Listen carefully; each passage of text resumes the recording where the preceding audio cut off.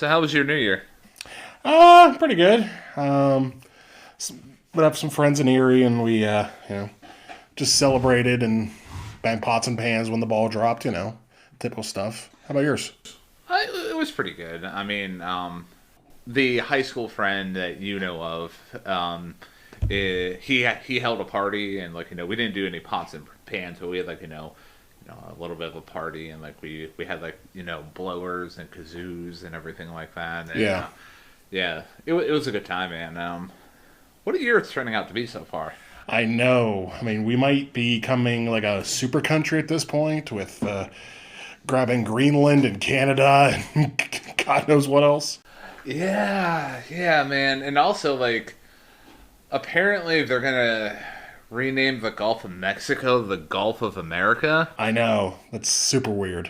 And also, even get away from politics for a second, did you hear about what Waka Flocka Flame did? No, I did not. So he actually, in an effort to show how quick fake news spreads, he posted a picture of himself online, making it seem like he got beat up. And the news on the interwebs ran with it. And, Waka Flocka Flame was just like, see, this is how, fake news spreads. He pulled a Jussie Smollett just for the hell of it? Yeah, just for the heck of it, man. And, that was kind of... What a weird year, man. It's been a very weird year. You can even say it's been a pretty odd year. I set you up for that one. There we go.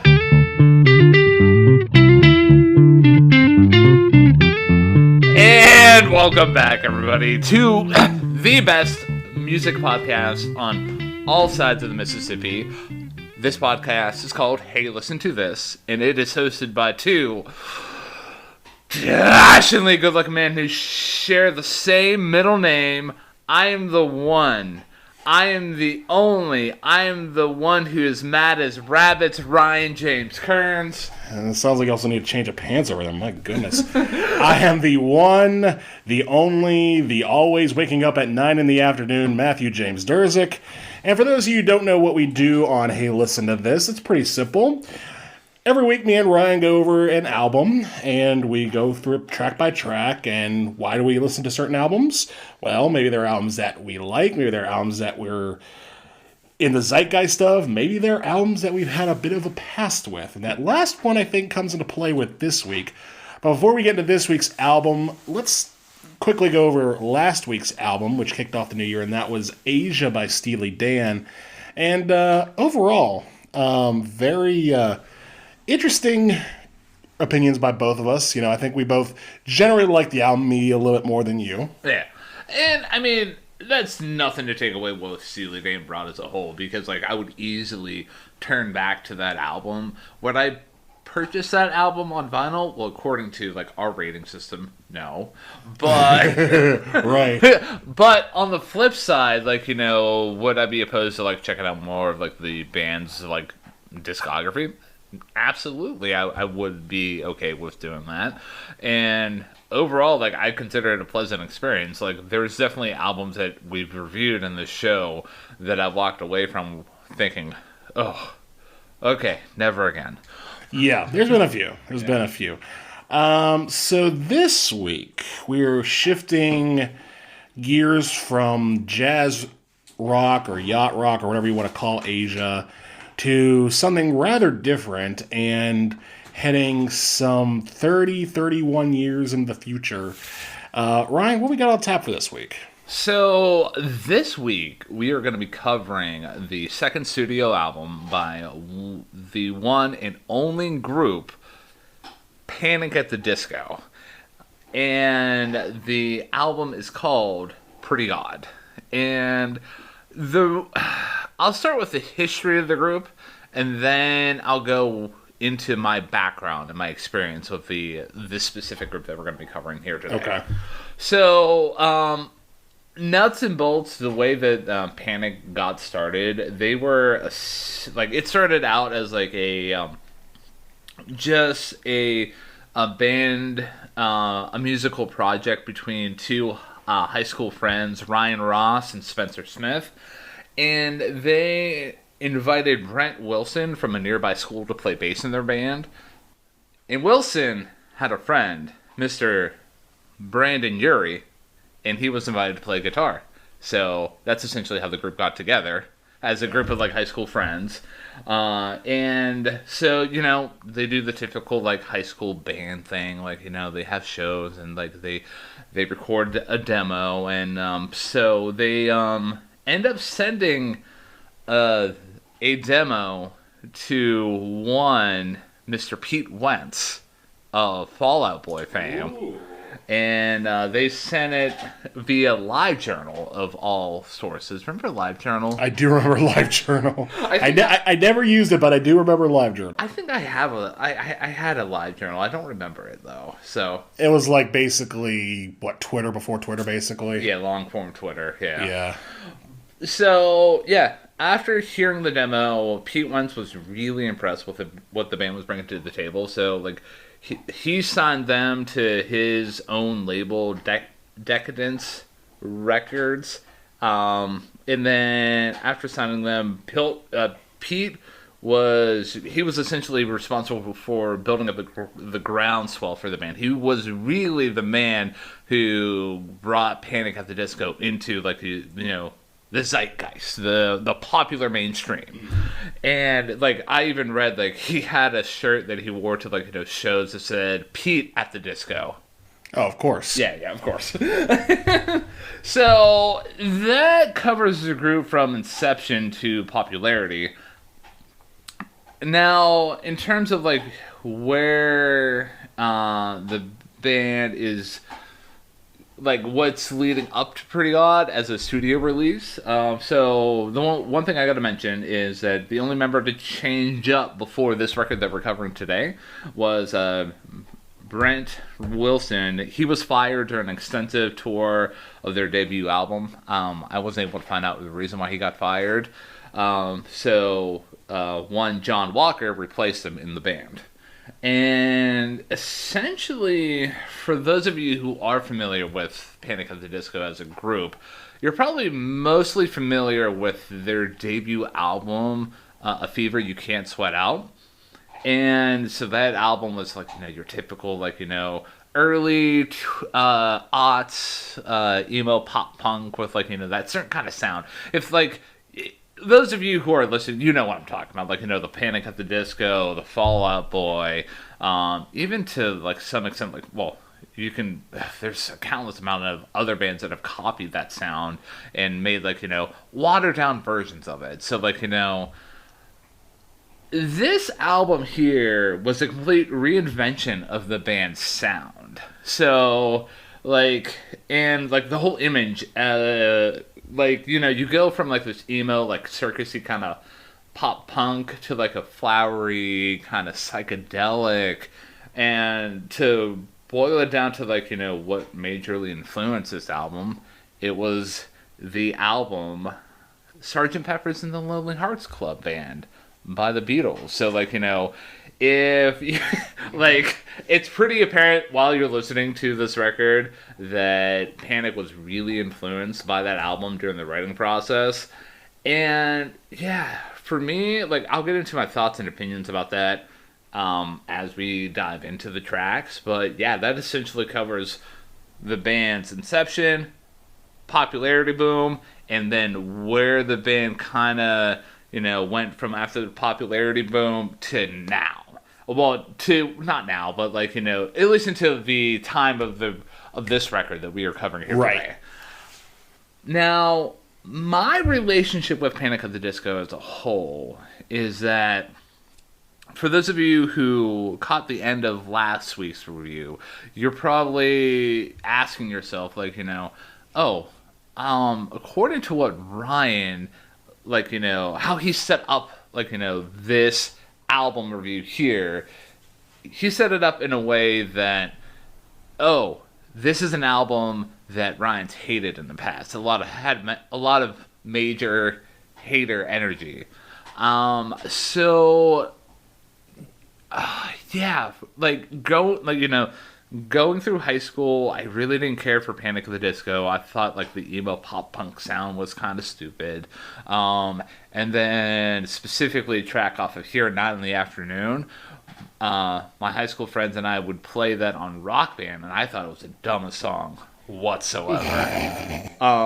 And yeah, and then over the years, as I've matured into the man I am today, I grew to appreciate some of the tracks that Panic had to offer. I mean, you introduced me to a Panic at the Disco song off of a later album. I kind of forget what that. I think it might have been L.A. Devotee. Yeah. Yeah. And then, I eventually came to my senses and realized the song "I Write Sins Not Tragedies" is a damn good song. Yeah. So, and even after reading a book that basically talks about the early 2000s and the emo scene and how came to be, and bands how it discusses bands like Panic at the Disco. I went back into a Fever You Can't Sweat Out, and I didn't like it. So, yeah, so, I at least give it another try. I still like songs I Write Sins Not Tragedies, because, I have eardrums. But, yeah, and when I was thinking about, this concept of, exploring different albums that, I've not liked in the past in terms of going through the lens of the New Year, New Me. This was a perfect album here, Pretty Odd by Panic at the Disco, because I knew I didn't like a Fever You Can't Sweat Out. And I was just well, the only other album that I kind of know that is within that realm, and I knew I hated the song 9 in the Afternoon, was Pretty Odd. So here we are. So my relationship with Panic at the Disco is a little different. I didn't really hate the emo sound of that era, but at the same time, I never really got into it per se. I if I'm not mistaken, that was probably the same time that you were in your classic rock phase, was when you were sort of dissing this album, correct? I would say, honestly, with that being around 2006, I graduated in high school, not college, in 2009.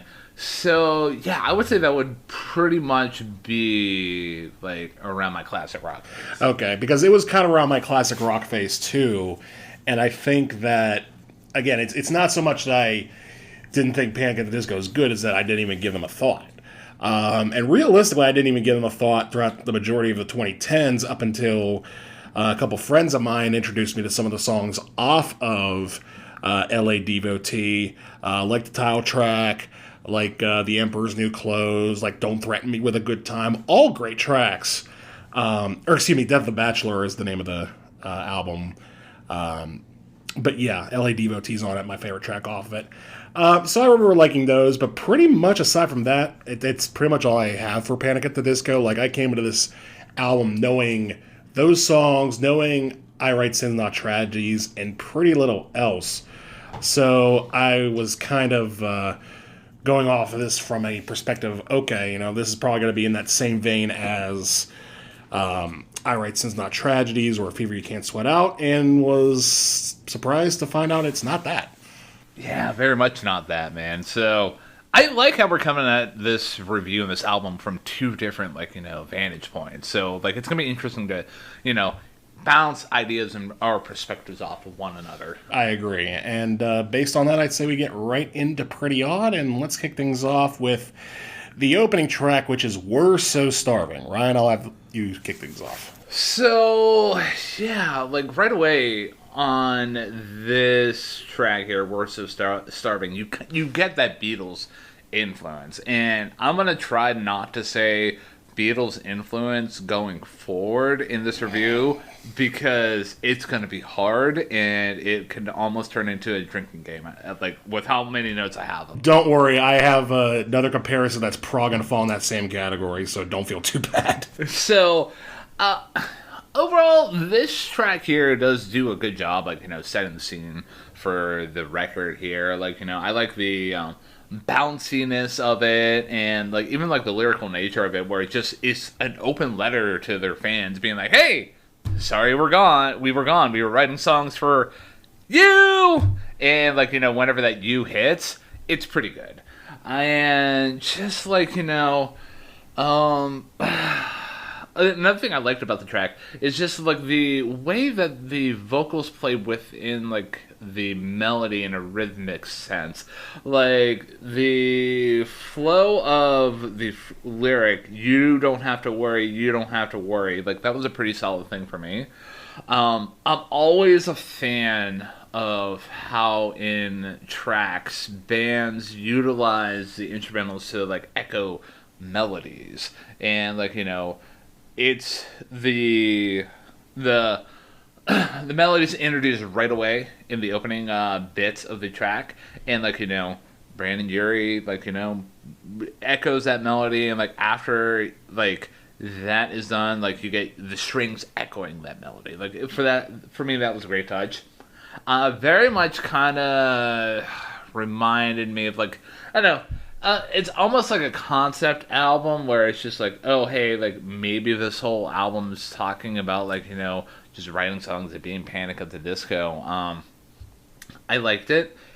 Not a top track for me, and it would be weird for me to put this as a top track. I don't know if this is in one of your top tracks, because it's just it's essentially an intro track. It does its job well, and it bleeds right into the next track, which is 9 in the Afternoon. But and for the record, I have a top 3 and a bottom 1 on this album. Wow, you have a top 3 and then just the bottom 1. Yeah.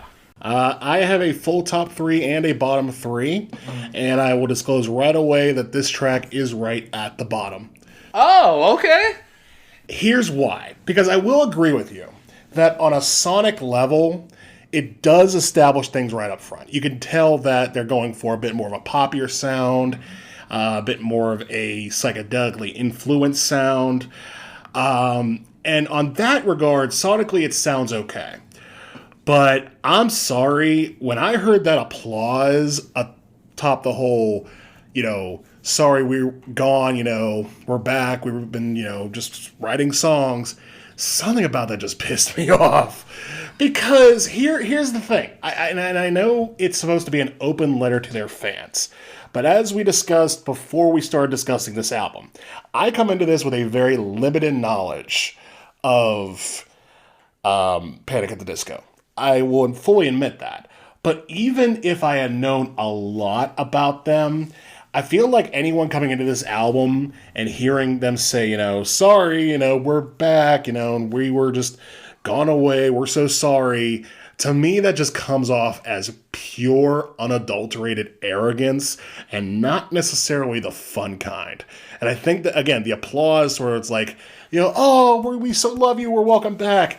Like, this is their second album. Who the hell are you guys? Like it's easier to justify now that they're more successful and that they had, a lot more chart success down the line, or a lot more critical success down the line. Even though they've gone through the Maroon 5 treatment, we're not going to talk about that right now. But yeah, just it rubbed me the wrong way, and that's why I got to put it right at the bottom. I can totally understand your point of view on it. I think, for me, the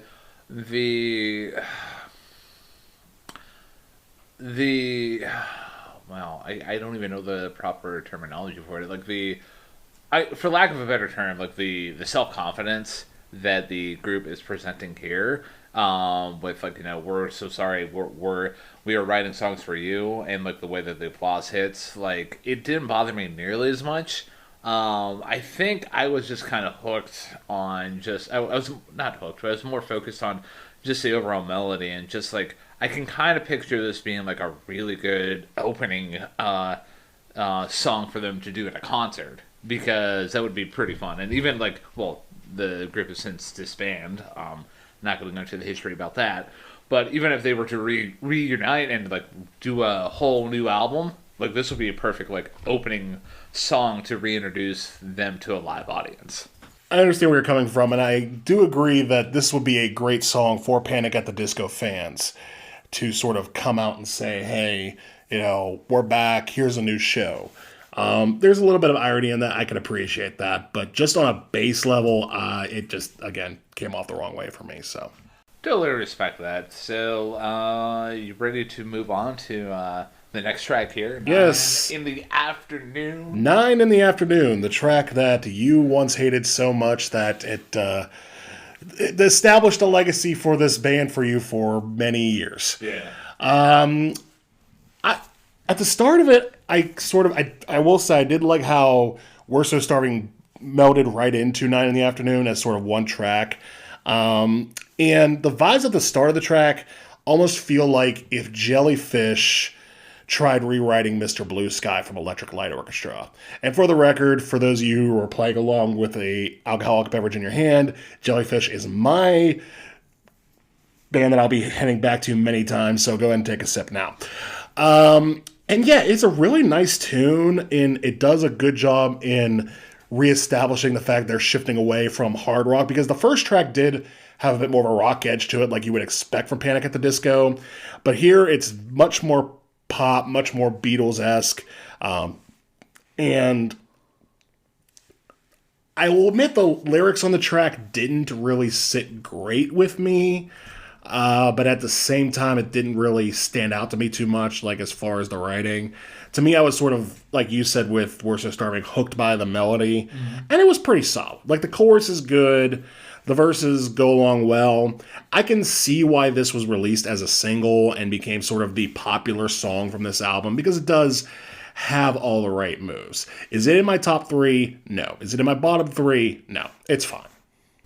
So, talking about, like, the transition point from We're So Starving into 9 in the Afternoon, it's a little jarring, to be honest with you. Like, it almost seems like, oh, hey, da da da da da da da, whoa, da da da da. Like, oh, okay, cool. And do you know what influenced the lyric writing here? I do not. What influenced it? They were high. Okay, I can envision that. Yeah. That makes sense. So, like, as one trying to dabble in psychedelic sounds does. Yeah. So, yeah, this song is basically what it feels like to be high with a significant other. And, like, even talking about, like, one section in the track that I kind of do like, especially with the knowledge about what the song is specifically about. It's in the second verse where the song goes into halftime. Like, the lyrics read, back to the street, down to our feet, losing the feeling of feeling unique. So feeling unique, feeling high, and, like, back to the street, down to our feet, coming back down. And, like, like, that section there in the second verse is the only section where it doesn't have, like, the majority of the sound. It's a unique section within the track by itself. So I kind of like that. That was my lyrical highlight on the track. And the chorus, it's solid. Like, it does its job pretty well. It has a little bit of an earworm effect where it doesn't go super big, but it can easily get stuck in your head. Mm-hmm. The instrumentation, though, on this track, I was kind of taken back by it. The way that the bare guitar was recorded, and, like, you hear chimes too in the background. Like, there's so much, like, this is not the first time we're gonna hear chimes within the album, but, like, when I clocked that, I was just like, oh, that's cool. And I liked how the guitar was recorded, what it was doing in its own realm. And, like, the track primarily is led by the piano and the verses, and, like, I like that too. So you're hearing a lot of positive stuff. I am. About a track that I used to hate. So, and, like, even one more note I want to talk about is just, so, like, the band does ride the chorus a lot on the back half of the track. But I did appreciate the change up where, like, they essentially peel back the instrumentation during the last repetition of the chorus. Like, it was a nice touch. So, yeah, so 9 in the Afternoon is going to go from one of my least favorite tracks in my life in high school to like, it's one of my favorite tracks off the album. It's my third favorite track. Third favorite track. Yeah, I cannot lie, my friend. It has completed its redemption arc. But I'm glad you mentioned the chorus at the end where they do strip everything back, because I was going to mention that as it being one of the highlights of the song for me. Definitely sort of that chant that they have going. Again, like I said, this is not one of my favorite tracks in the album, but I could see why it was a single, because it makes that right move at the end as the nice instrumentation, like you mentioned. It's a solid track, and it is kind of funny that this track was on Rock Band now thinking about it. Yeah. Because it's so, like, meant to be like an orchestral pop type of thing. That you wouldn't expect, like if it were to be like a legitimate Rock Band thing, you would have to like buy so much DLC and like, fake chimes, fake horns, fake everything. It's just like, how do I plug a trombone into the PS4? Yeah, man. Yeah. So, I mean, 2 tracks in already, and like, my opinion about Panic at the Disco is changing here a little bit. Mine is too. It's going from hey, this band was an emo band to hey, this band's trying not to be an emo band. So, moving on to the next track here, She's a Handsome Woman. So, solid track here. That's really riding that 60s, like, pop rock influence to a T. Love how the guitar is recorded here, and also the riff that kicks everything off. It really hooks the listener right in. And for me, like, one of the moments I liked here, and it was a tiny moment, was the lyric "Go On," and the way that everything just, the vocals kind of just sliding down. Well, hold on. Let me try this again. One of the tiny moments within this track here that I liked is like when the line "Go On" is said, and like you get that vocal slide on down into "On." Like, I like that. That landed well in my ears. The drums are doing some great work here. I was really impressed with what they had to offer. Solid chorus. Like, I didn't like it as the previous track. It's not as good as a 9 in the Afternoon's chorus, but it does its job pretty well. Piano work is solid here. I like what it was bringing to the table, and I really like the interplay between the guitar and the rest of the band at points. Like, they were really playing off of each other and bouncing ideas. And so, and lyrically, the song is basically about telling the story of an affair, but in like the Panic at the Disco sense, where they're just using nonsensical imagery.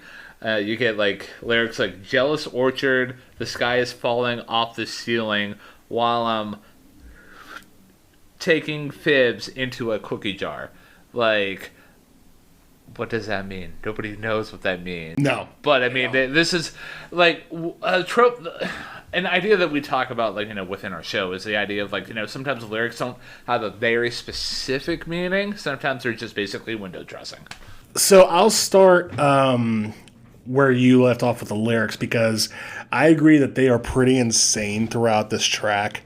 I don't, as you know, really appreciate it whenever there's so many nonsensical moves on a certain track that I have to like break out of the thesaurus, or like have to like, if I have to ask you personally what those lyrics mean, it's a turnoff. But and it doesn't necessarily mean you can't use psychedelic imagery or use metaphors or similes, but they're just so all over the place in this track. Like, what was the lyrics you brought up for this track again? Jealous orchard, the sky is falling off the ceiling while I'm ticking fibs into a cookie jar. Yeah, I played Mad Libs before. It's fun.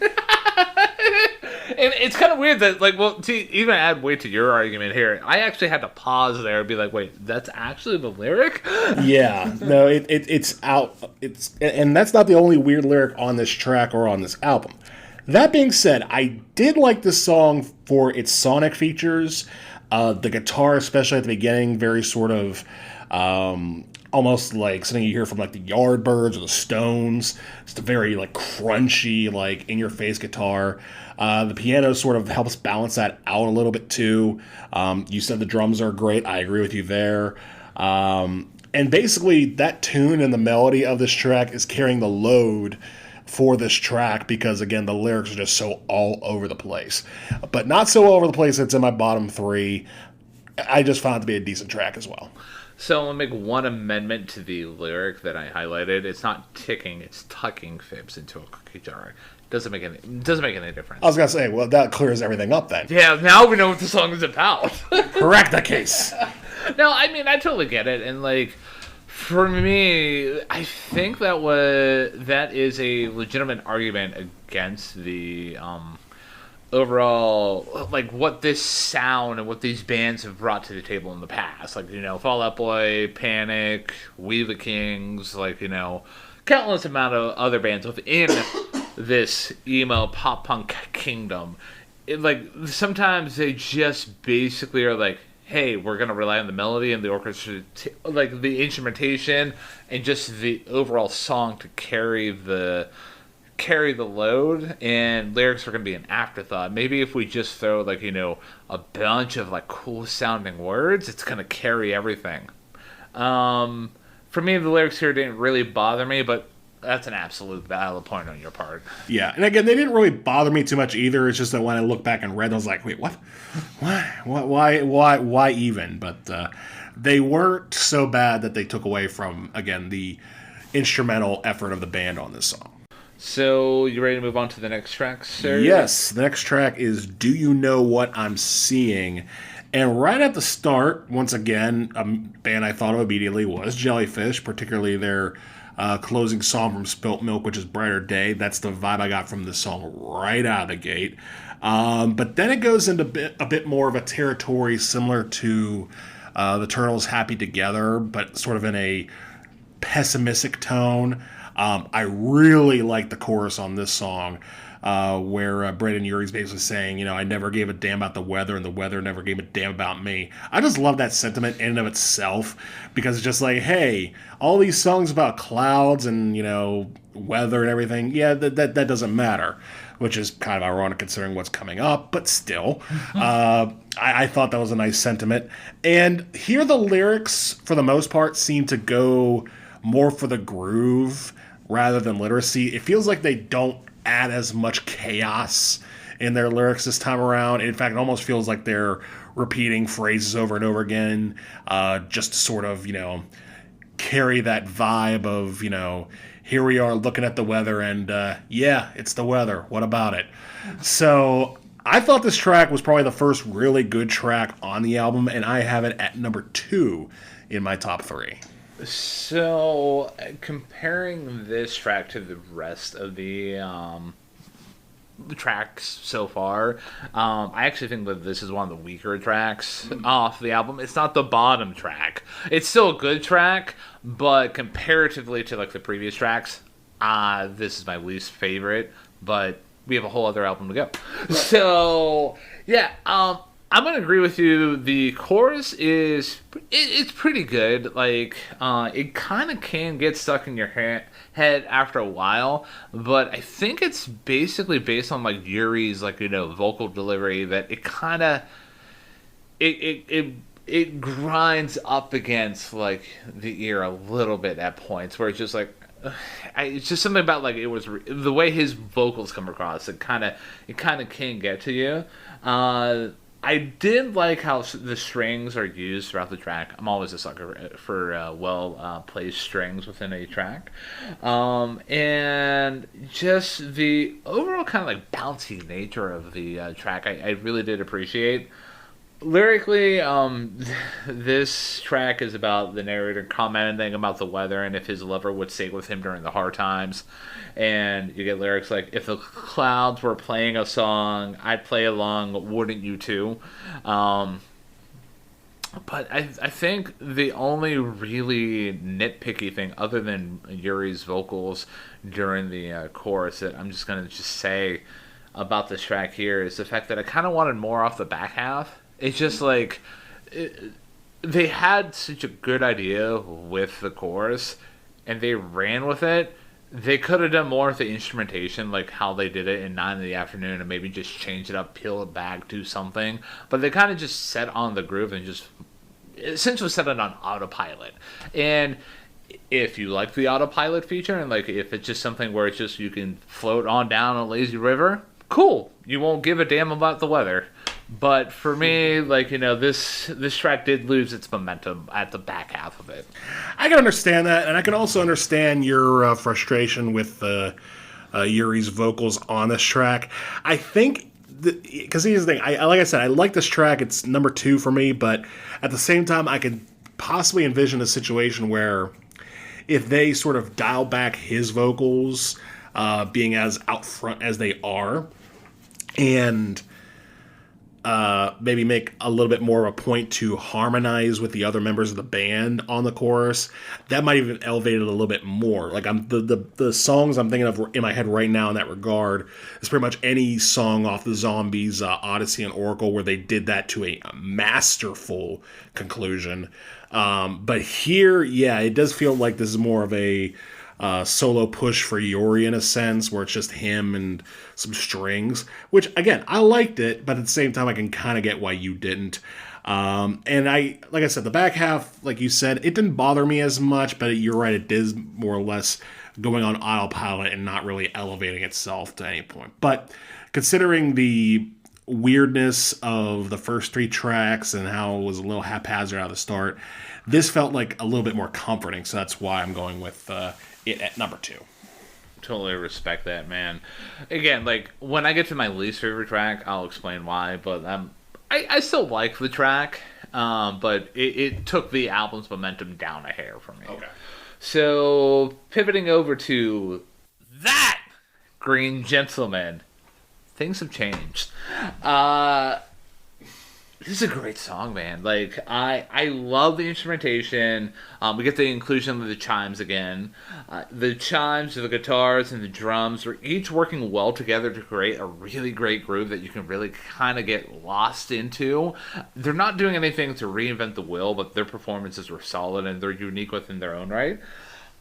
The way that I know I criticized Yuri's vocals in the previous track, but here I like them, especially with the opening lyric being like, things are shaping up to be pretty odd. The way that he flows within it, the track, and that opening lyric there, it lands so well. It kind of, I'm here for it right out of the gate, especially considering, like, the album's called Pretty Odd in the first place. It kind of got me sucked into there. And one thing I will say about, Yuri's vocals on the delivery front, there's several instances within the album, and even here, that, like, the way that he's able to line up within the instrumentation on the rhythm level, like, it makes it a much more enjoyable listen for myself. And just, you can even hear that in the chorus. I love the sections where everything lines up, especially during the section where he's saying things have changed. Like, that's always a musical kink for me. Like, I always like that. And I love the shuffle feel that you get in the pre-chorus. It was an excellent touch. And the outro with the dueling vocals, where it kind of reminds me of Blink-182's Feeling This on the outro, where, like, you get the dueling vocals doing 2 different things. It kind of bleeds on chaos. I did appreciate that songwriting trope there. And I just, the ending where it leaves you hanging, it's pretty solid. I like it a lot. So, yeah, I have a lot of good things to say about this track, man. And we've arrived at another favorite track off the album for me. It is my favorite track. It is your favorite? It is my top, man. That Green Gentleman, I am all about it. I completely understand that, and this is probably in my top half of the album, too. It is not in my top 3. But I agree with a lot of the things you're saying. I do agree that Brendon Urie's vocals are very strong on this track. The band itself is very strong on this track. And I do think that hook that you mentioned with the chorus, where they're all sort of in sync, does very, very well. I did like the second verse on this track. Very poignant lyrics such as, I want to go where everyone goes. I want to know what everyone knows. I want to go where everyone feels the same. I never said I'd leave the city. I never said I'd leave this town. A falling out we won't tiptoe about. I like that. My biggest nitpick of the song and what kept it out of any top ranking for me is the first verse coming out of the gate.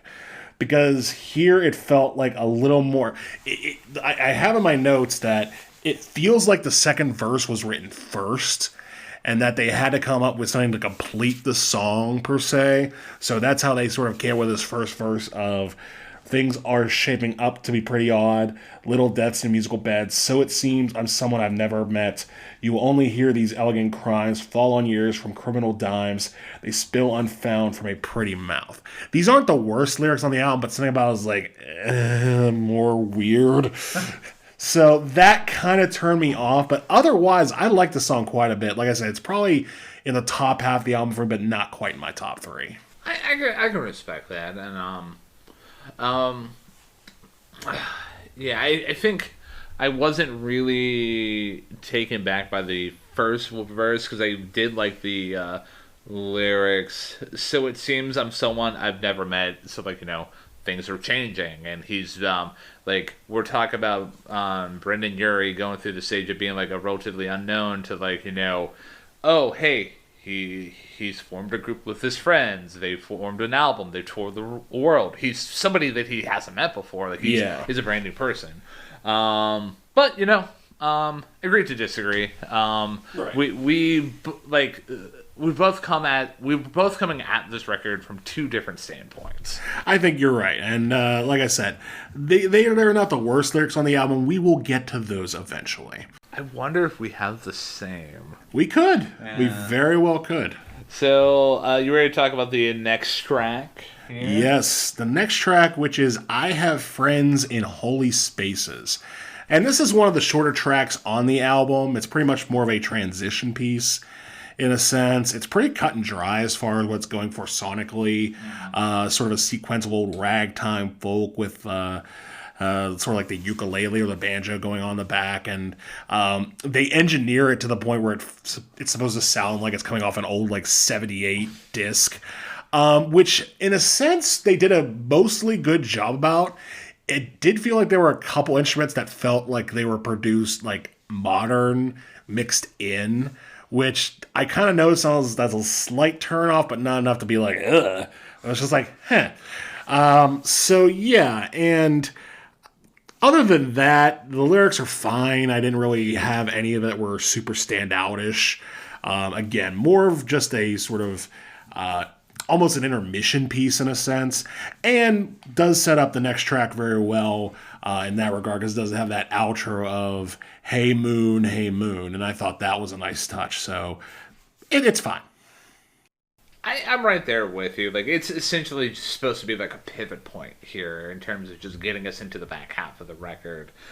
I like everything that you mentioned, like how this track was recorded, like it was supposed to be like an old timey kind of broadcast. I liked. Love the choice of the instrumentation with the clarinet, horn, and the ukulele. Always a fan of hearing a clarinet in a track, especially like a Panic at the Disco song. Right. So, and lyrically, though, this song seems to just be about balancing, having a good time and looking back at your past. So you get lyrics like, I'm just saying that I'd like it a lot more than you think if the song would come out and sing with me. So, like, you talk about, like, the sun coming out, new day, looking back at the past, and just moving on, and, like, everything like that. But overall, like, again, it's just like We're So Starving. Not much here. I'll even argue that there's less here because of the way that the song is produced. And it's basically like, okay, let's go to the lobby. Let's go to the lobby.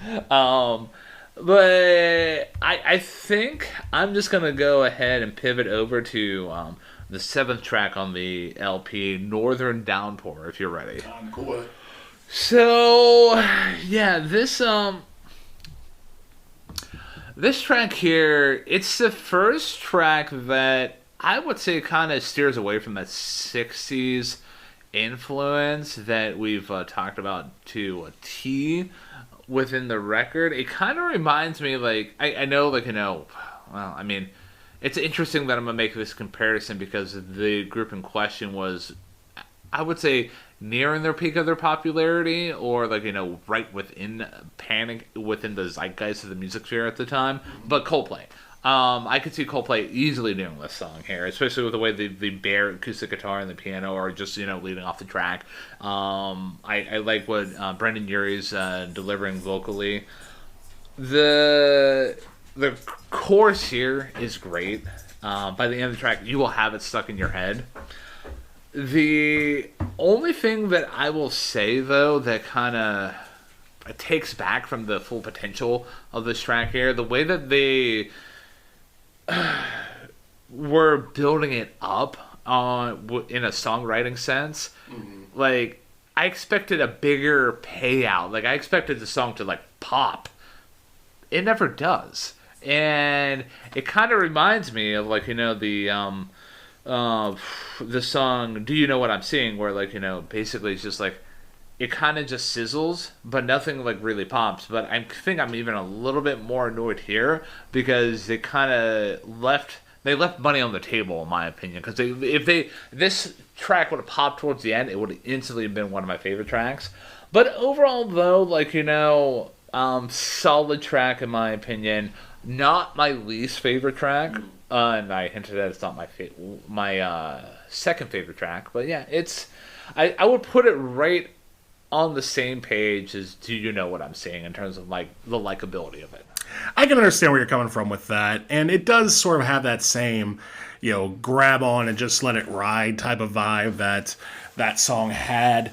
And I will say that the singing on this track and the performances from the band are super solid. Like, I do agree that does have a bit more of a Coldplay feel, or even maybe I wouldn't say futuristic, but more of a vibe that will be more characterized on down the line by like bands of the early 2010s, like Fleet Foxes or the Lumineers or bands like that. Sort of a more indie vibe, or indie folk vibe in a sense.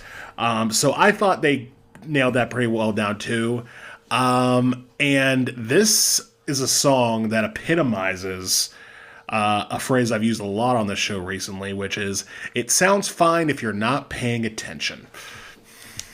Unfortunately, for the sake of criticism, I did have to pay attention to this song, and it is my third least favorite on the album. So, and really it comes down to one thing on this track, and it's the lyrics.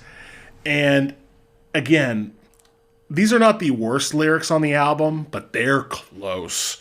Like, some of the stuff, like, right out of the gate of... well, and I agree, the chorus doesn't pop off, and the lyrics aren't that great either. Like, "Hey moon, please forget to fall down.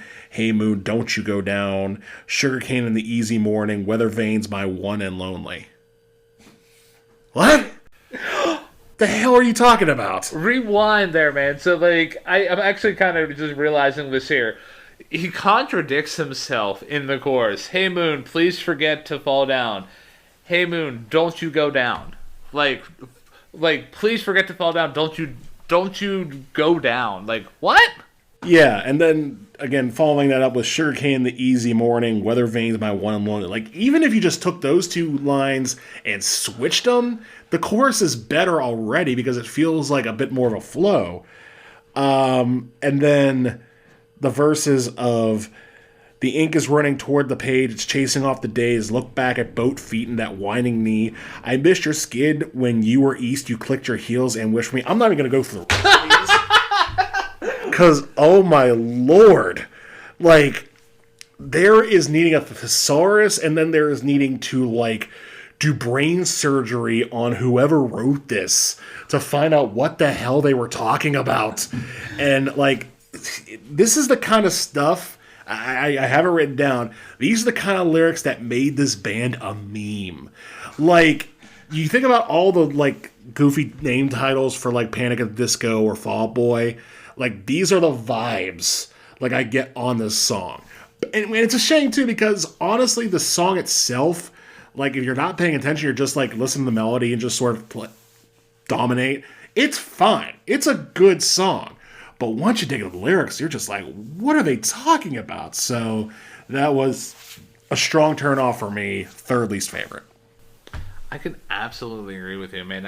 I would even if I were to re-review this track here, especially considering like examining the lyrics, because I took the lyrics that the ink is running towards the page, it's chasing off the days. Look back at boat feet, that winding knee. I took that as like well, apparently Ryan Ross does a lot of the lyric writing and like the songwriting within this album here. And I took a mental note of that because I'm like, I'm kind of curious to see like what's Panic's last album with Ryan on it, and then how do they sound after that? Because how do we go from a song that sounds like this to High Hopes? Like, right. Yeah. But so like I took the ink is running towards the page, it's chasing off the days, like him like talking about his songwriting process. Look back at boat feet and that winding knee. Maybe you can stretch that as like, oh hey, like boat feet getting lost at sea, like feeling like feeling uneasy about where the direction of life is taking you. But that's me stretching that like Gumby right now. Yeah. But even like the chorus where it's just like he's arguing with himself about like what he wants the moon to do. Yeah, I'm right there with you, man. Yeah. It's very confusing. But again, if you're not paying attention to the lyrics, if you're not like analyzing them like you're trying to take a test on them, it's a fine song. But I couldn't let those lyrics go, and that's why it's my third least favorite track on the album. Not my least favorite. We've already established what that is. So unfortunately, we're not going to team up to find that this time around. Yeah. But we might agree on what the worst lyrics are, because I didn't say that had the worst lyrics. That just, again, the reason that we're so starving, is that what the name of it is? Yeah. Is my least favorite, is just the pure arrogance of it. But I think the worst lyrics are yet to come. So, you ready to move on to When the Day Met the Night? When the Day Met the Night. Yes, I am. And once again, we have more weather metaphors on this album. But honestly, I like the lyrics on this track a lot more. I do think the chorus is a little on the clunky side, not just lyrically, but sonically, because it feels like they're chanting whatever they're chanting out of rhythm, and it doesn't flow quite as well as the verses. I think the verses are some of the better ones on this album. When the moon is talking to the sun and just sort of approaching it, it's like, hey, what's up? It's like, oh, I'm down on my luck, and, nothing's going right. And the sun's like, well, I'll help you out. And it's like, no, you don't have to. It's a very, like, passive-aggressive type of relationship that is being established. I think that those were written great. But the chorus does come off kind of clunky. It's a little, like, chanty and not necessarily in a good way. It feels a little off-kilter and doesn't mix well with the verses. And speaking of mixing, it's not mixed very well either. Everything feels like it's mixed to the front.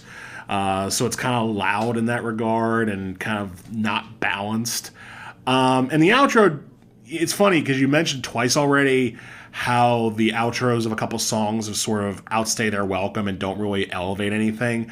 I had that about this song because it felt like the outro did sort of outstay its welcome just a little bit. But honestly, I like this song a little bit more. Not in my top 3, but it's pretty good. So, yeah, it's interesting that you mentioned about like the production elements, because I didn't clock that in terms of just like how like badly it's mixed and everything like that.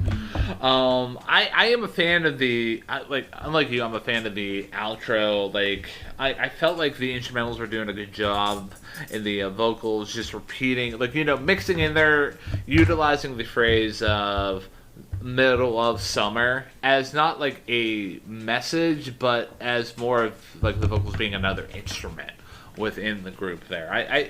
It kind of reminded me of my like, not so much because they didn't really include the vocals so much within that album. Well, not that album, but like specific moments within that album. The Disintegration by The Cure. Like I like how like the band was able to explore like what they were bringing to the table musically in the outro. Overall, though, like When the Day Met the Night, it's a great song for me. I'm a fan of the lyrical themes, like you mentioned, about like polar opposites attracting. One moment that I really liked here is whenever he sings a line, "When the moon found the sun, he looked like he was barely hanging on, but her eyes saved his life." Like, traditional, like, oh, hey, boy so sad, girl locks eyes with boy, boy is saved. Like, Yeah, except this time there's sun and moon. Yeah, pretty much. Which, it's romantic, despite the size differential. Chorus is solid. Doesn't really pop until the end. In the instruments, like, I like how they were. For me, they were cut. They're pretty cut back, but they're shiny. Like in the chorus, like that was the only way I could describe it.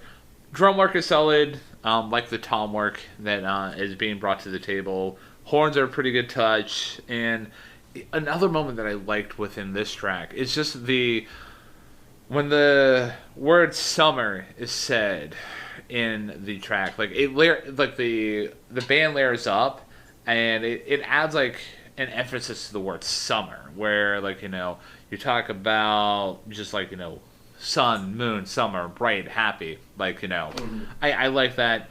Not my second favorite track on the album, but, I'm a fan. I'm a fan of it, too. I'd probably say this is also in my upper half of the album, because, again, there's really nothing here aside from the chorus, which I thought was kind of clunky, but it wasn't a bad chorus, it was just kind of like a meh chorus mixed with above average verses, which I appreciated. So yeah, this is a good song. So before we kick off the back half of the album here, Matt, I got a question for you. What's that, Ryan? So if there are people out there listening to this episode right now, and they are liking our discussion, they are liking what we're bringing to the table, and they're liking the album selection that we're doing, because let's face it, like, we're covering a wide gamut of like albums and genres and artists here. What's the number one thing that they can do to help support us in order to make sure that we continue this journey that we've taken upon ourselves? The one thing they can do is keep on keeping on. Stay tuned to what we got going. You can follow us on all social medias. Well, not all social medias, all the good ones, whether it be Facebook, Instagram, Threads, Blue Sky. We have a YouTube channel where we post our episodes every week, so check that out as well. Make sure to subscribe, leave a comment, and if you have any other comments besides the ones you leave on YouTube or on our social medias, you can leave us a comment by emailing us at ttheylisten@gmail.com. Again, that is ttheylisten@gmail.com. Also, ttheylisten is our profile on places like Blue Sky and Threads as well, I would take it. Yes, so Facebook, it's just, hey, listen to this. YouTube, it's just, hey, listen to this. Instagram, I believe, is also TTA Listen, correct? Okay. I just literally joined Instagram like a few weeks ago, so I'm still getting used to everything. So I might be a little on the back end of that. But yeah, again, if you like what you hear, share it on your social media, share it with a friend, be like, hey, if you like talking about music, these guys might be someone you like to listen to, give us suggestions. You never know, we may turn one of those into an episode someday. Absolutely, man. I would be a fan of doing like a listener suggestion, because like we tend to like we do a good job like covering a wide gamut, but like somebody coming out of left field be like, hey, cover this Swedish polka death metal group. I'm like, yes. Yeah. I mean, that's kind of coded to you anyway, so why not fill that destiny? All right. So getting back into the record here with the track Pas de Cheval. I might be mispronouncing. No, I think it sounds right. I think I did a good job. Yeah. So this is a very fun song for me. Right away, the one thing that caught my attention was just, for lack of a better term, the instrumentation. It reminds me of like an old school Johnny Cash, like, Chug-a-Lug, like, I love that. And especially like, earlier in the review, I talked about Gary's ability to like, just utilize his vocals in a rhythmic fashion that is just so pleasing to the ears. Lands to a T here. I would say utterly perfection here. So that paired with the instrumentation, I was hooked right away with this track. The chorus I love. It's so big, and the way that Yuri delivers the last line in the first chorus, it allows the track's momentum to naturally come back down into that old school country kind of boogie kind of feel. The backing vocals in the pre-chorus are decent, and dude, you know what really got me going in this track here? What's that? That Barry sax, though. Oh yeah. The guitar solo is solid. Nothing to write home about, but it does its job pretty well. And essentially, this track here, lyrically, is about a narcissist who believes that they have significant pull on everyone else, and and even to another extent, just trying to encourage someone to keep on keeping on. You get the lyrics give your feet a chance, they'll do all the thinking, toes high until they find less pathetic wine. Just keep on until you reap the rewards that you are investing yourself into. I like this song quite a good bit. We've completed the set on my positive tracks on the album. This is my second favorite song. I completely respect that. My only difference is I have it one higher. It is my favorite track on this album. And a lot of the reasons you mentioned, I am right there with you on. In fact, when you said that it reminds you of early Johnny Cash, I have that in my notes as well. But then I thought about it some more, and then I thought, well, if these guys are trying to influence themselves off the Beatles, the song that immediately came to mind in that regard was off of... it depends on which album you're talking about or which side of the pond you're on. If it's the UK, it's From Help. If it's America, it's Rubber Soul. But the song is I've Just Seen a Face. Very much that rockabilly shuffle, and these guys nail that very well. It rocks real hard. The harmonies, like you mentioned, are really nice. Yuri's performance is very good.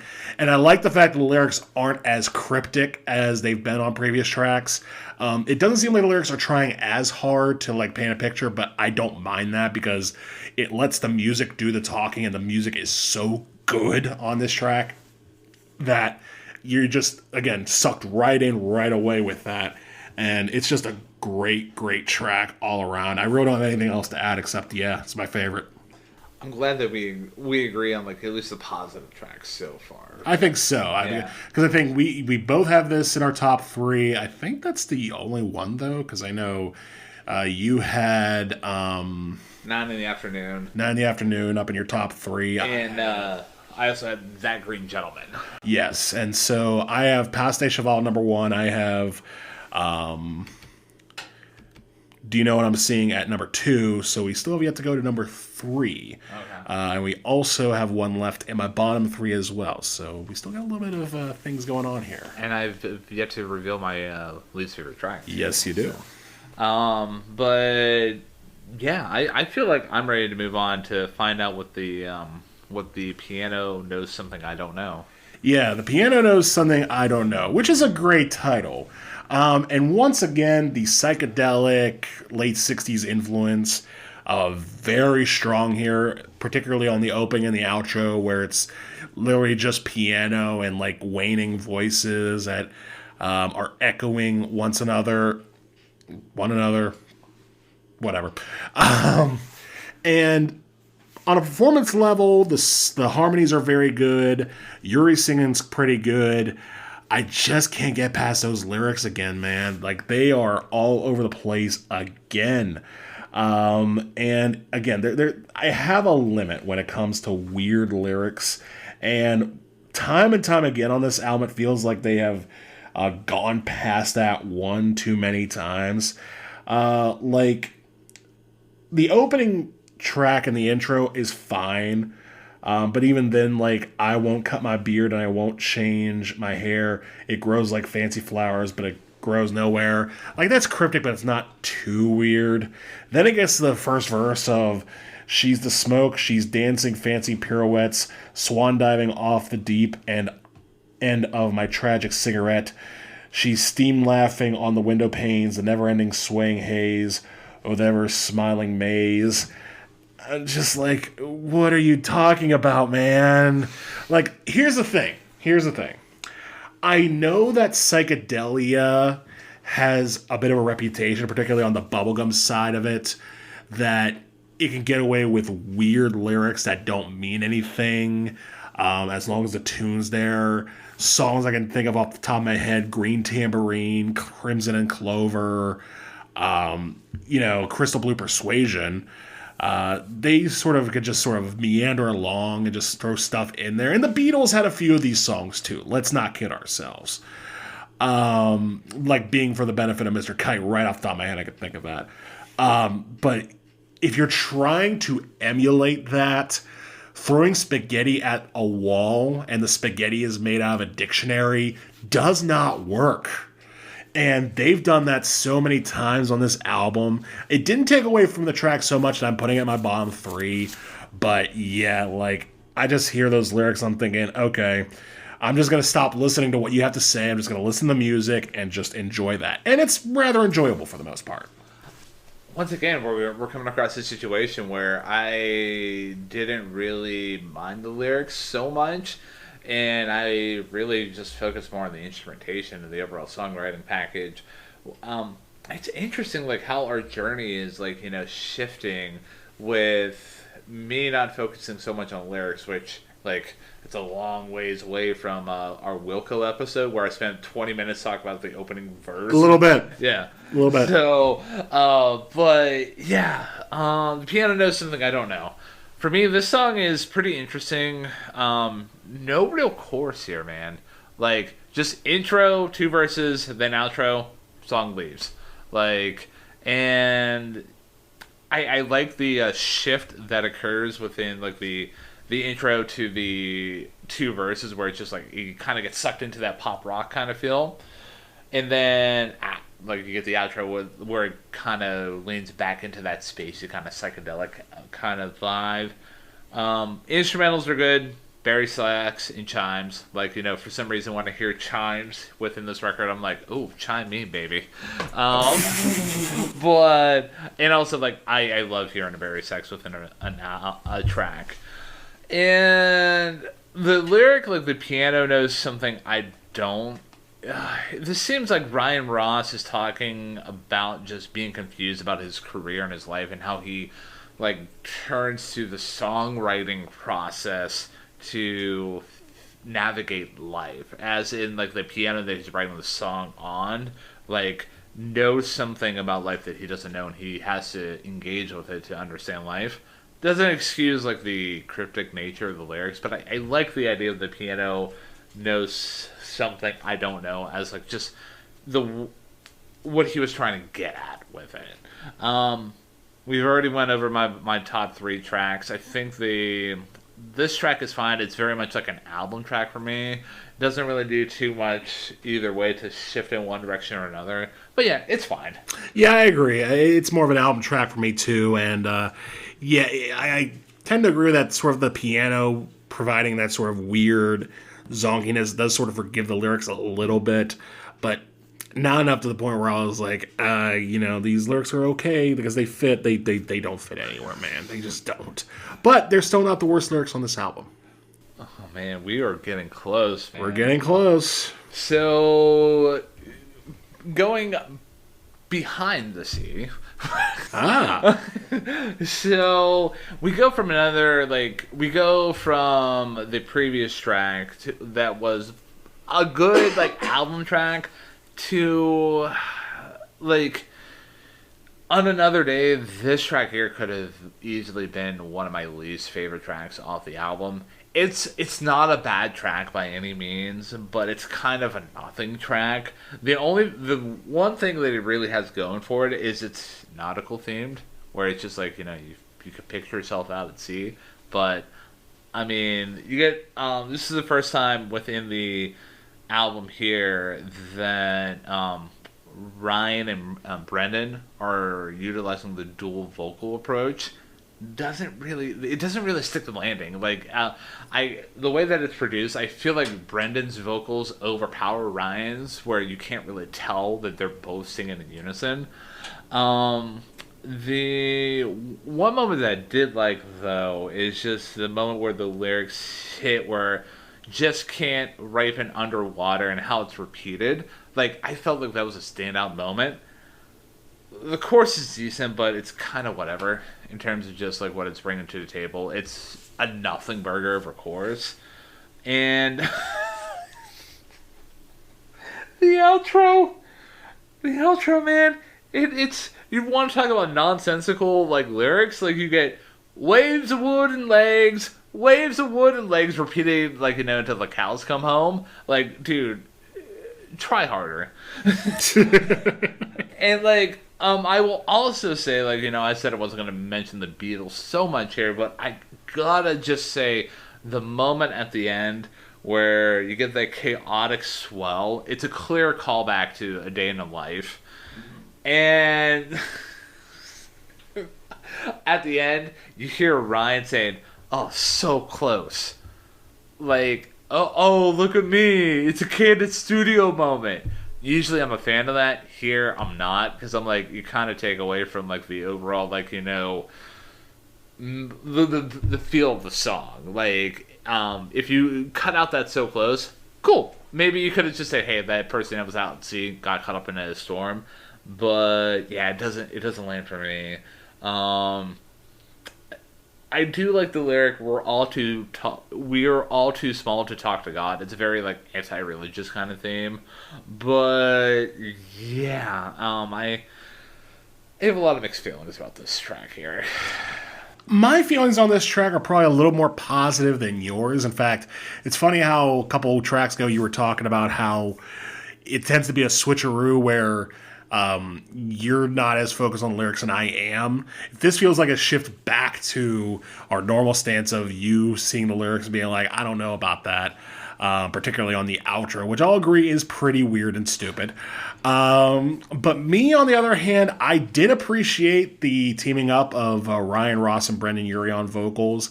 That didn't turn me off quite as well, because I thought Ryan Ross on this track, and pretty much throughout the album, does a really good job of singing.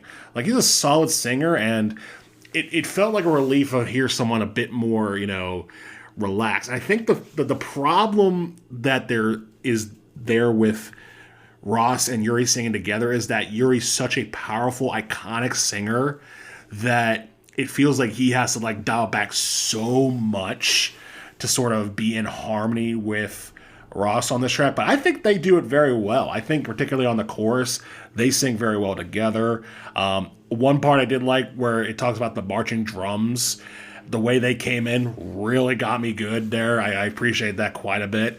The only real part of the song I did not like, it's not that I didn't like it, it's just it felt weird just because it's a rather controversial phrase. You were talking about how at the end of the pre-chorus, they say they don't ripen underwater. Yeah. Right before it, what they're talking about not ripening underwater is Watermelon Smiles, and I'm thinking, oh, okay.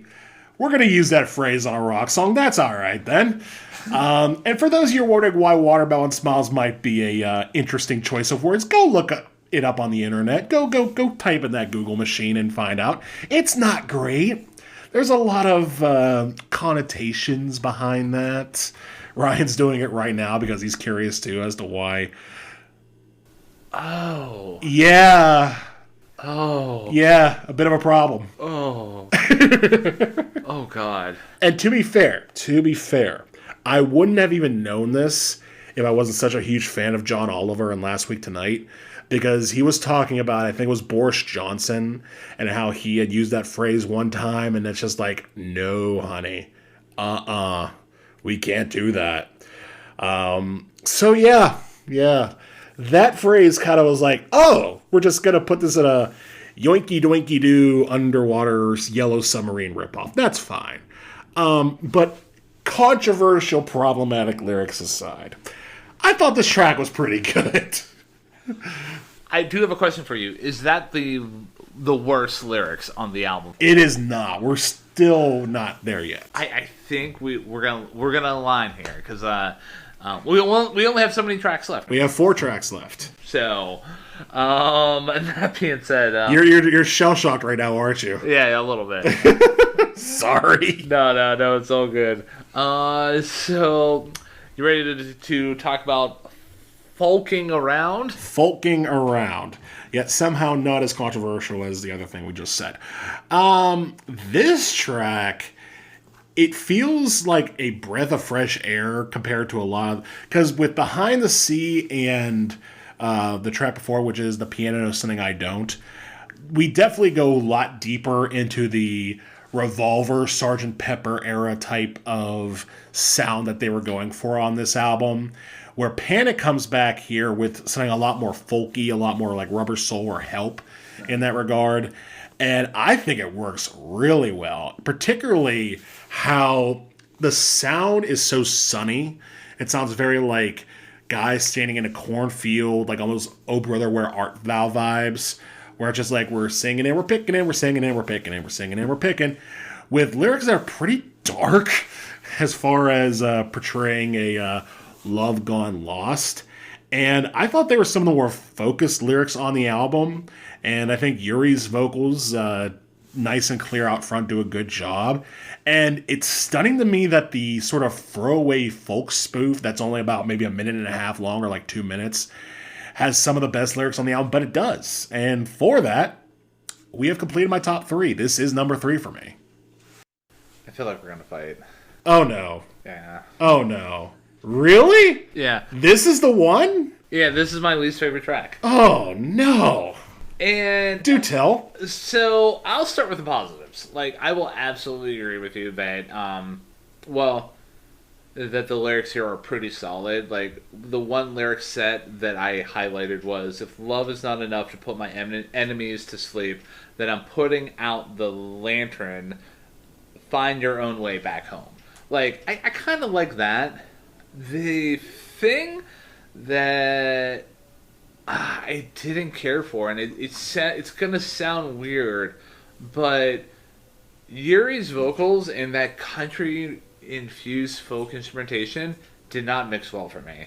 Like Oil and Water, like the way that his voice is produced and the way that it's more classical, kind of like, almost like kind of like I don't want to say like an opera singer, but it's very like, Almost like a Sinatra. yeah, it does not mix well within that aspect, and this could have been a track that swapped Brendan out for Ryan. Cool, not my least favorite track anymore, but the way that it just doesn't organically fit. It was just a little bit too much for me to handle. Otherwise, I would also say, other than the lyrics and the vocals being an issue for me, lyrics aren't an issue, but like, they're a decent aspect for me. The instrumentation, it's kind of like like it's kind of a whatever track for me. It's just the way the mixing was handled. I can understand where you're coming from with that. It did not bother me quite as much, obviously. Yeah. But I do understand where you're coming from, where that could clash, where you have sort of this classical singer singing atop this, sort of, I don't want to say backwoods, but very like polished, almost bluegrassy type of vibe. It doesn't mix well, but I think what got me about it, what made me appreciate it, was the fact that we're coming off of 2 songs that were sort of trying so hard to be psychedelic that they came across kind of murky and very dense in its production. Like you mentioned, the swell at the end of Behind the Sea, or the piano on the previous track, where they're really trying to capture that psychedelic sound, and while it doesn't sound bad, it doesn't sound genuine. And for there to be any type of sonic clarity on this track, I think the juxtaposition of it kind of won me over a little bit. Again, not my favorite track on the album. We've already established what that is. Yeah. But yeah, like it got me, and I thought the lyrics were clear, which is also a plus. So yeah, it's my third favorite, but I can understand why it's your least. Yeah, at least like I'm not having the experience of like, oh my god, what is this? Like some other tracks that we've talked about within this show here. I'm ready to talk about the reason why She Had the World. She Had the World. So this song was originally titled "Snooze Me, Mrs. Britches." Little fun fact that I just learned there. So yeah, this song is kind of interesting for me. It has this Wonderland kind of atmosphere, and the vocals are doing a good job. You get harpsichord here, which is always a nice touch for me as a music nerd. Strings are between the strings and harpsichord. It's almost like an old timey, like song box with like a ballerina in it. Like it's a very nice touch.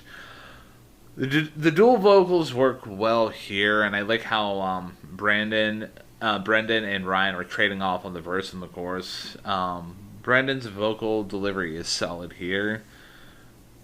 But, so, I'm interested to see if we are aligning here, because this song has the worst lyric on it.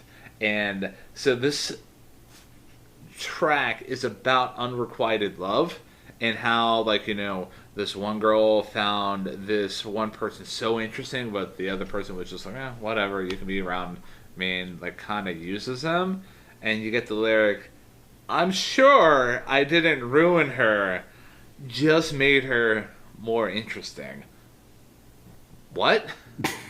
You want to talk about, ego and, douchebag kind of lyrics. That is it to a T. And you could say in one sense, they were trying to go at it from a lens of, oh, let's just think about just being a douchebag. It doesn't excuse this lyric, man. There's other ways you could have done this. You have people listening to this that are young, and they might be, very influenced by that set of lyrics, and I'm not a fan of that. But outside of that lyric by itself, it's a good track. So, how do I say this? It's up there with the worst lyric on this entire album. Ooh. Because I did have that highlighted, that the lyrics throughout this entire track range from vibey to misogynistic. Yeah. And that's exactly the vibe I got with that line of, I'm sure I didn't ruin her, I just made her more interesting. I'm like, dude, the mic's on. You might get in trouble for that. But aside from that, I didn't think the lyrics were super standoutish, very much so. But I will agree that the rest of the track, the singing, like you mentioned, the harmonies are very good, pushing towards great performance.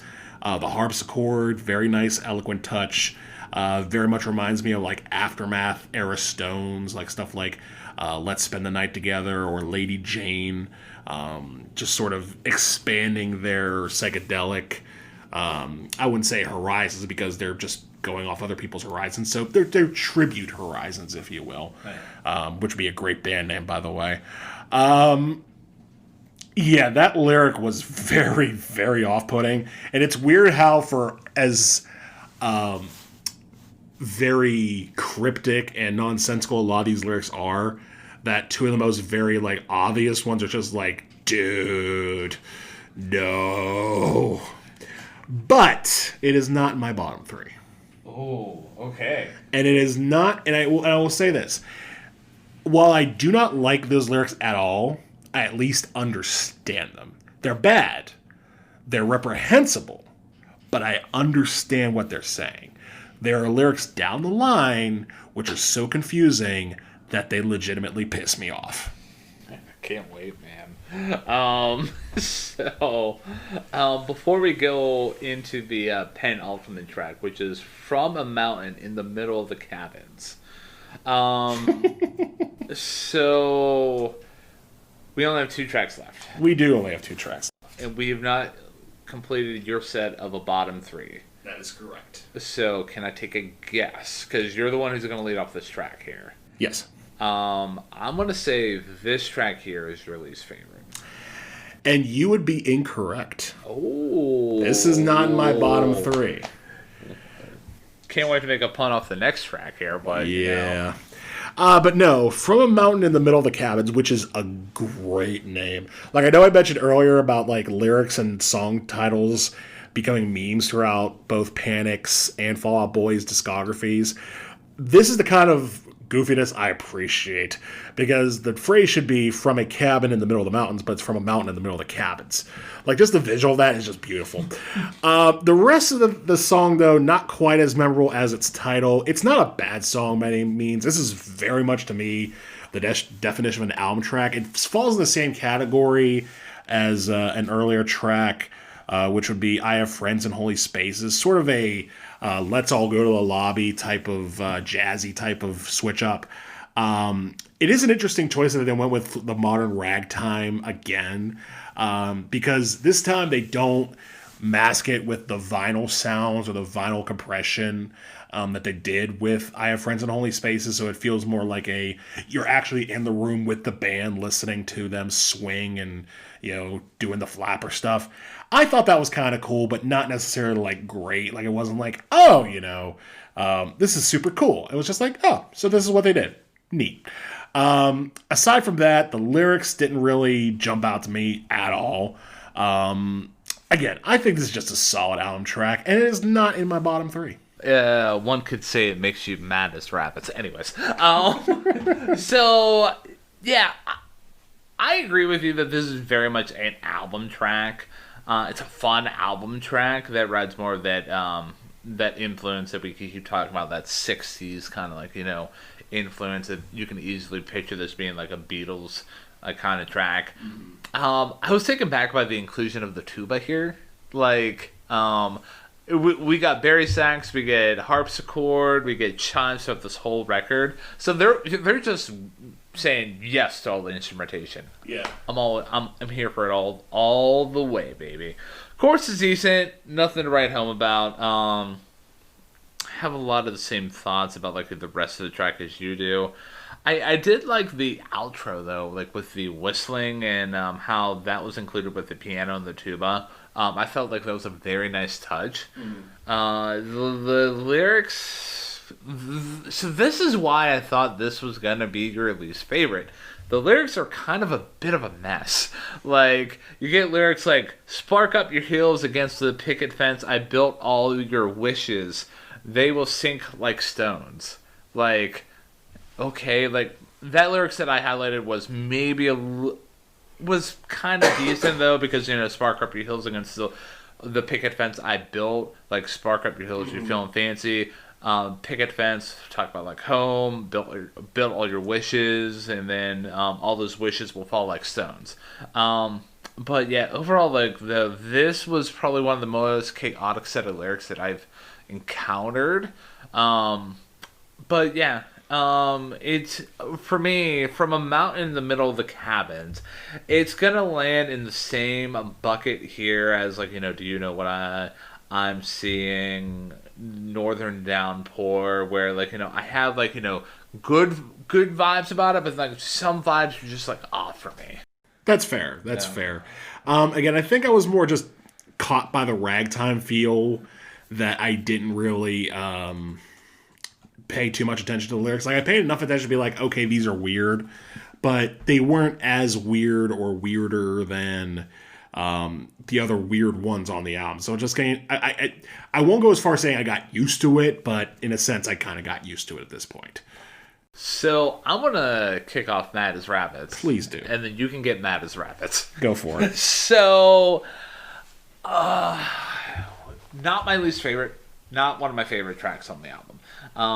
It's right up there in terms of, like, the upper tier of the album for me, though. It doesn't land in that good song bucket as, like, the other tracks I've literally just talked about. But for me, like, I think I'm so used to albums at this point in our little, like, show that we have here.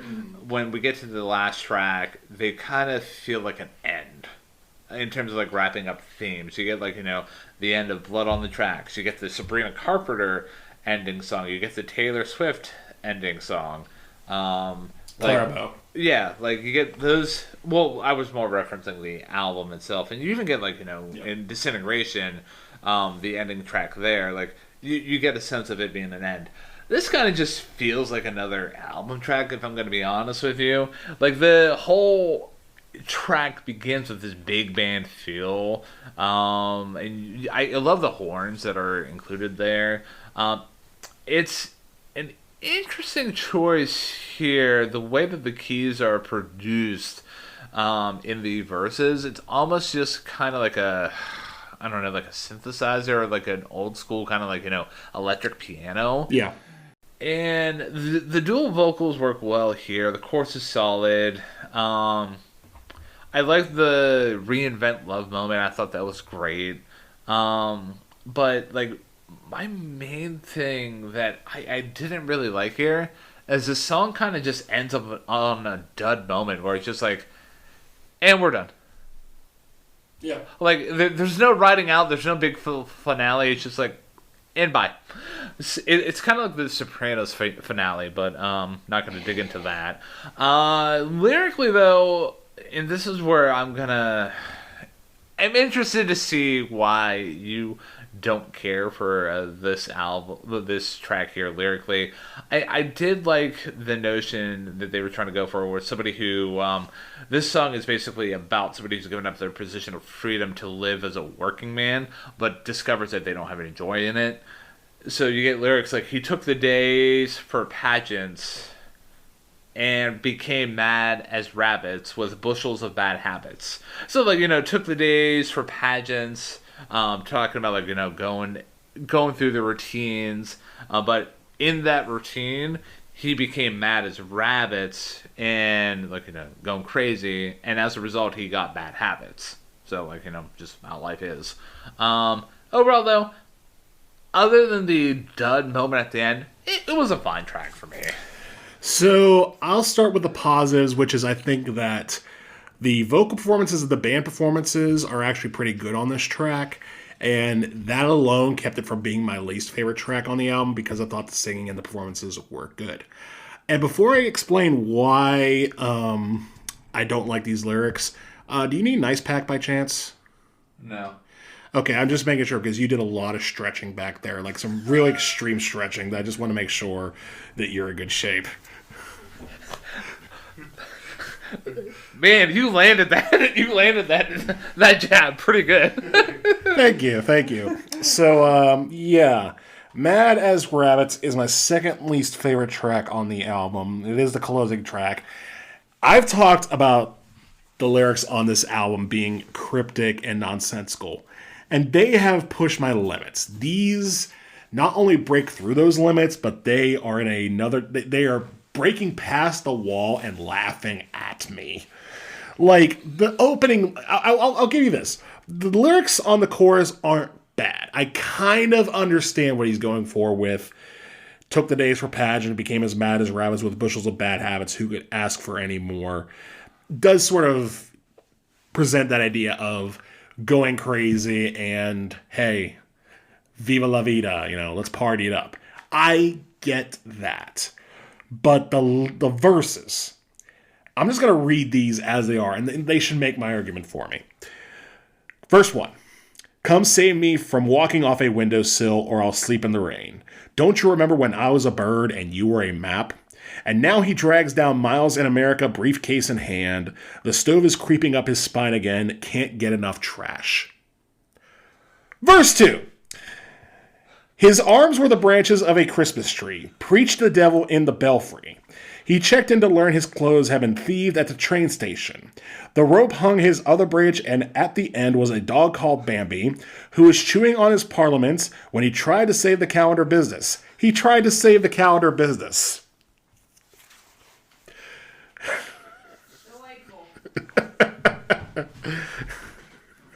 Verse 3. The poor son of a humble chimney sweep fell to a cheap crowd. So stay asleep and put on that cursive type. You know we live in a toy. You know that Paul Cates bought himself a trumpet from the Salvation Army. But there ain't no sunshine in his song. We must reinvent love, reinvent love, reinvent love. If you brought together the most educated minds in the history of our universe, whomever they may be, maybe they're Neil deGrasse Tyson, maybe Ken Jennings, maybe someone like, oh, I don't even know. Who's a smart person? Stephen Hawking. Stephen Hawking, even though he's long. If you revived Stephen Hawking and gathered him in this group to decipher the literature of it and gave them each $1 million to try and do it, they could not do it. What in the hell are these lyrics? I understand trying to get into the nonsensical side of psychedelia, but this is just so bad. It is so bad. And like, the more I read into them, like, you guys aren't even trying. You're not trying to rhyme. You're not trying to coalesce ideas together. You were literally playing Mad Libs and trying to pass it off as rock and roll. Screw you and the horse you thought you rode in on. Second least favorite track on the album. And again, I think that's part of it too. The fact that it ends on such a nonsensical dud of a track. I have no notes, man. Like, the way that you tear into tracks, like, it makes me want to cry.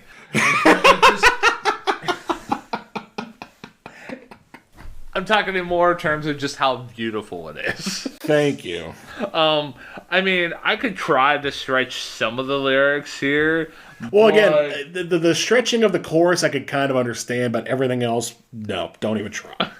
Especially the lyrics, the rope hung his other branch, and at the end was a dog called Bambi, who was chewing on his parliaments. He tried to save the calendar business.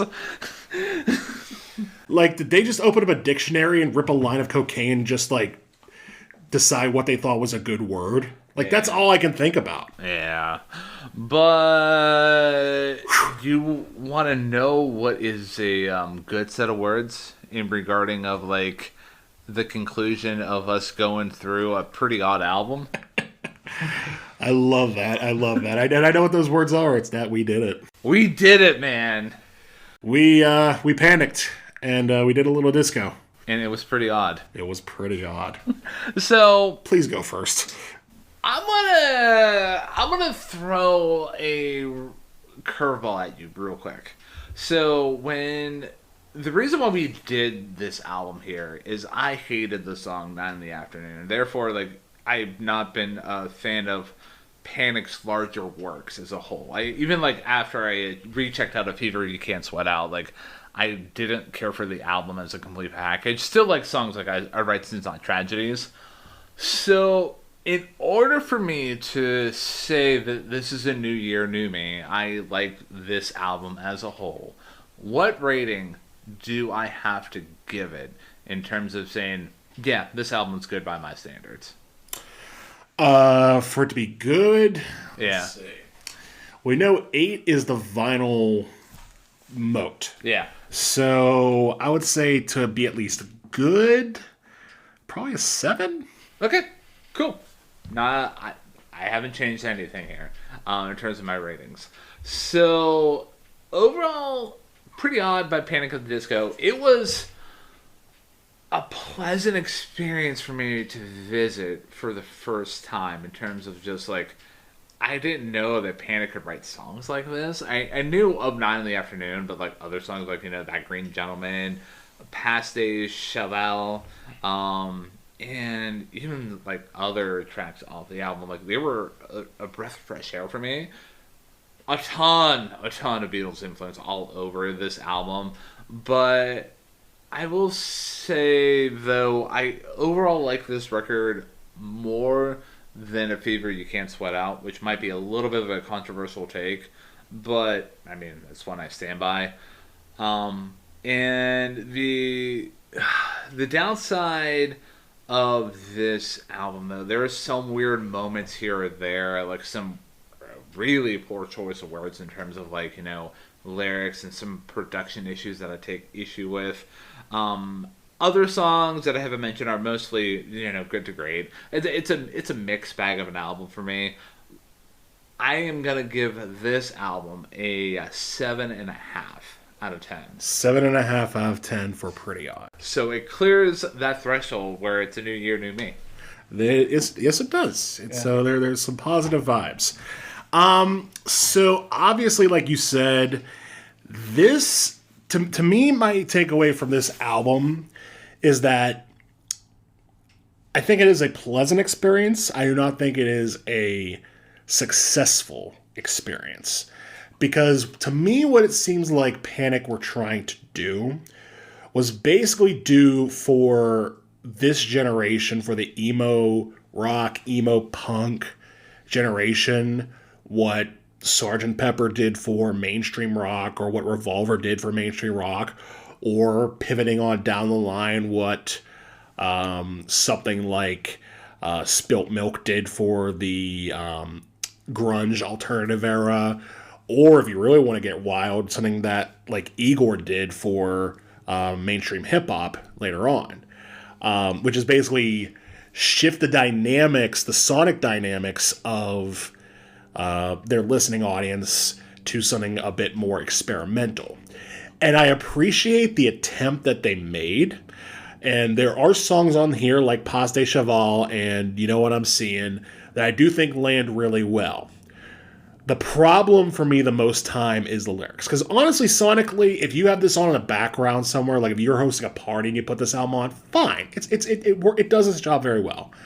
But lyrically, it ranges from lyrics that are either focused and simplistic to trying way, way, way, way, way too hard. And because of that, because it feels like a lot of times they're almost mocking the source material that they are trying to build upon, it can only feel like this is, in a sense, a failure of what they were trying to achieve. But I did not hate the album. I did not. It was a fine listen. I am going to give it a 6.5 out of 10. So that makes math pretty easy. It does. Because that makes it a 7 out of 10 on an average score. Which I think it deserves, because reasons and also math. Math works, everybody.